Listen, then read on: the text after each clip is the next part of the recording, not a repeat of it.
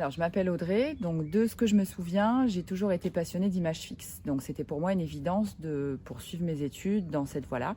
Donc, après un BTS photographie, j'ai tout de suite travaillé en magasin, avant rapidement de me lancer dans la prise de vue en tant que freelance et de me mettre à mon compte il y a maintenant de cela 15 ans.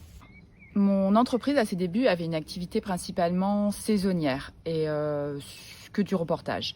J'ai par la suite, au bout de 3 ans, monté un laboratoire photo. Donc là, c'était du développement, vente d'albums, de cadres. Et 2 ans ensuite, mon studio de photographie. Donc j'ai eu l'opportunité de travailler vraiment dans des domaines différents de la photographie qui sont tous passionnants et qui m'ont permis de toucher un petit peu à tout.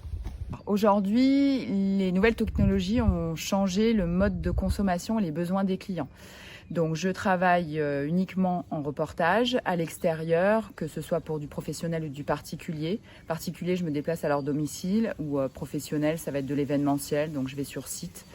Ensuite, pour tout ce qui est la post-production, je travaille de mon domicile. La post-production, c'est la retouche, le traitement des images, les maquettes pour les albums, toutes ces petites choses-là.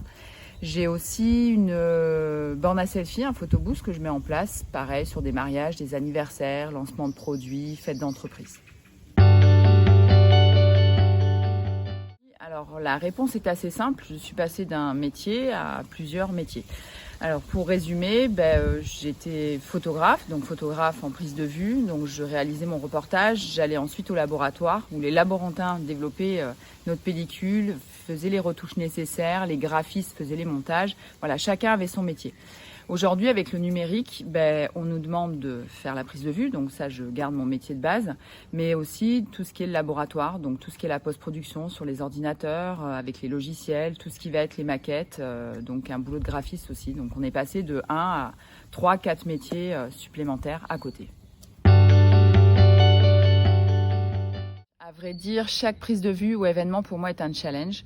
Alors, premièrement parce que je me mets souvent la pression dans mon travail et surtout parce que je travaille jamais dans les mêmes conditions. Donc que ce soit des conditions de lumière, les conditions climatiques, les desiderata des clients, je veux dire tout est tout le temps différent. En plus, on peut être un très bon photographe de studio et pas être un bon photographe de reportage ou un mauvais photographe culinaire. Enfin, je veux dire tout est et à chaque fois nous demande vraiment des dispositions différentes. Donc en fait, il faut toujours qu'on se remette en question. On est tout le temps obligé de se former par rapport à l'arrivée des nouvelles technologies, les logiciels qui changent et par rapport aux demandes bien sûr de nos clients. Alors selon moi, c'est une femme entreprenante. Elle se fixe des objectifs afin d'avoir une vision à long terme de son entreprise et met tout son cœur, sa passion et son énergie pour les atteindre. Elle n'hésite pas à sortir de sa zone de confort et à se remettre en question pour évoluer professionnellement.